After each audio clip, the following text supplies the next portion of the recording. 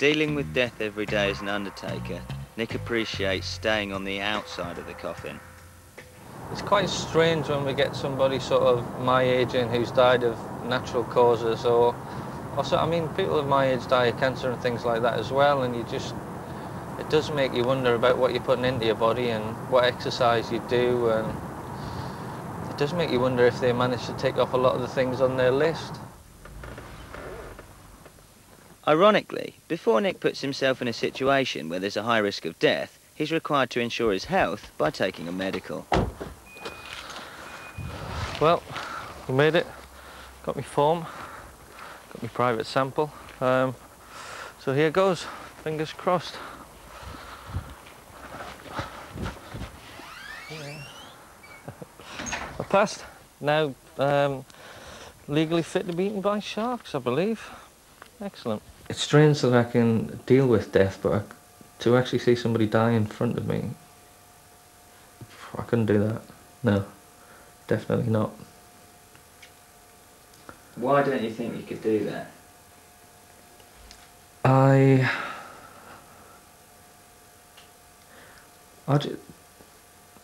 don't know. I just don't think I could deal with.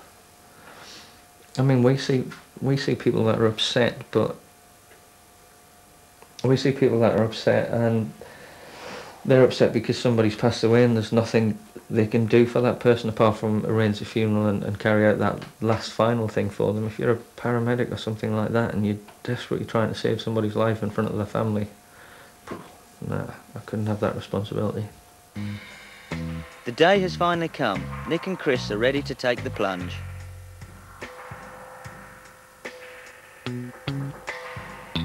I think speak to them and say that we've got somebody who's just passed away in an accident or something, who's quite young, and it does make you stop and think. I really don't know how Nick copes with seeing death every day. It's hard for someone to see that side of it. You have to, I would think you'd have to blank it off a little, but it must affect you. It can't do anything else. Just the fact that you're in a tank with 10 sharks, 25 stone each.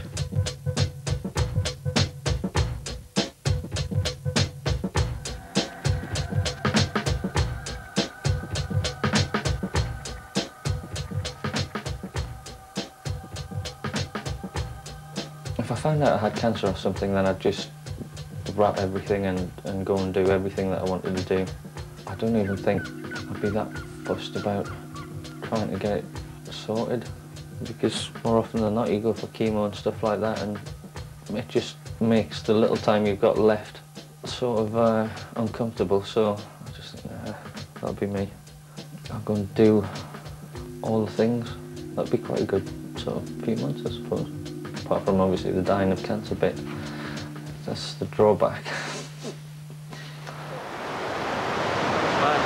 Yeah, very good. Yeah. Nick suggested I go with him to see how a funeral is planned in order to get a sort of firmer grip on exactly what it is he does, and more importantly, how that helps the family in their grieving process. So we're going to begin with the Lord to my shepherd, Yep. as we said. Yeah, that's fine. And the reading, I understand the family want me to do the reading. Yeah, she's going to write it out, but I've said that I'll get a copy to you if that's okay. That's great, yeah, not traditional Lord's Traditional Prayer. Lord's Prayer, yeah. Yeah, no problem with that. That'll be good. Now we need to be mindful of the bearers. Yeah. We're obviously going to position the coffin Yeah. here. There's not a lot of room. There's not the on thing. either side, The so best thing about this church is we can actually go down the side aisles as well, so we can spread out that way. It's hard to let go of the people who are left. They need something to cling on to for a while to get over the grief.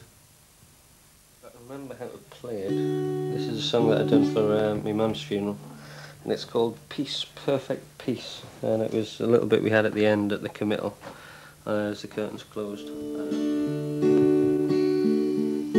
Sleep tight, my love,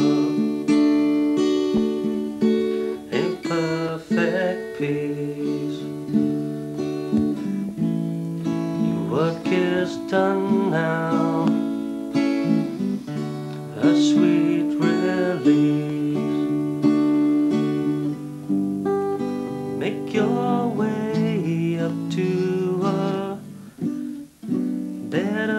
today.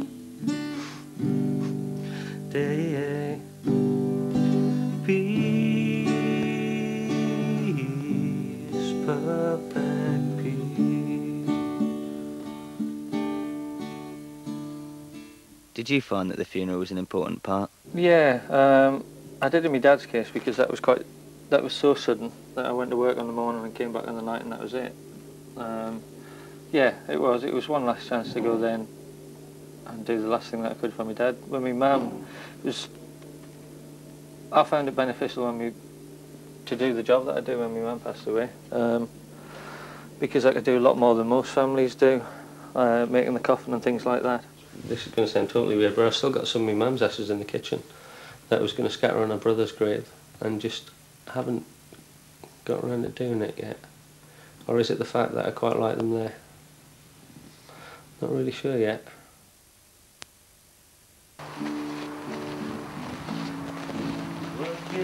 So we gather with our memories, with our thoughts. We may have mixed feelings, we may have mixed emotions at this time, but above all, we have gathered to say thank you for a wonderful life.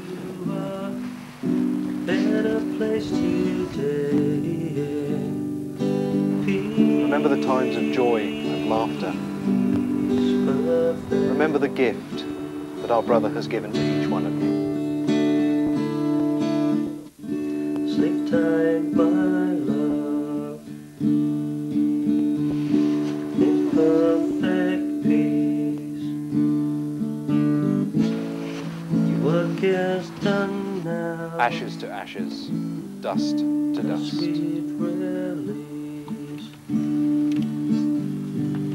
Make your way up to a better place today. Peace, perfect peace.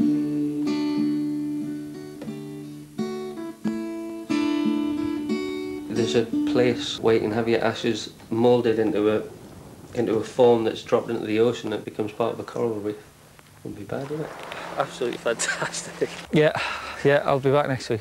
Oh no, I'm diving with sharks again next week. Oh bloody hell, I'm doing too many things. An action man. Statistics show that in the time it's taken you to watch this film, at least 34 people in the UK will have died. Thank you for your time.